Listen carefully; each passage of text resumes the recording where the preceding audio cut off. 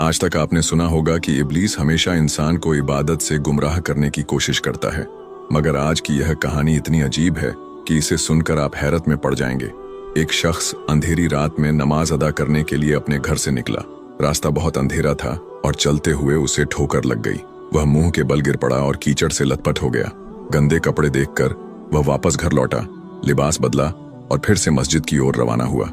अभी कुछ ही कदम चला था कि उसे दोबारा ठोकर लगी और वह फिर गिर पड़ा, मगर उसकी हिम्मत कम न हुई। वह फिर घर लौटा, कपड़े बदले और एक बार फिर मस्जिद की ओर बढ़ा। इस बार जब वह घर से बाहर निकला तो दरवाजे पर एक अजनबी खड़ा था, जिसके हाथ में एक चमकता हुआ चिराग था। अजनबी चुपचाप उसके आगे आगे मस्जिद की तरफ चल पड़ा। चिराग की रोशनी में इस बार रास्ता साफ नजर आ रहा था और वह बिना किसी मुश्किल के मस्जिद पहुंच गया। मस्जिद के दरवाजे पर वह अजनबी ठहर गया और नमाजी अंदर चला गया। नमाज अदा करने के बाद जब वह बाहर निकला तो देखा कि वह अजनबी अभी भी खड़ा था, मानो उसे घर छोड़ने आया हो। नमाजी को अजनबी पर शक हुआ और उसने उससे पूछा, आप कौन हैं? अजनबी ने जवाब दिया, मैं इब्लीस हूं। यह सुनकर नमाजी हैरान रह गया और बोला, शैतान मुझे मस्जिद तक कैसे छोड़ने आया? तेरा काम तो लोगों को गुमराह करना है।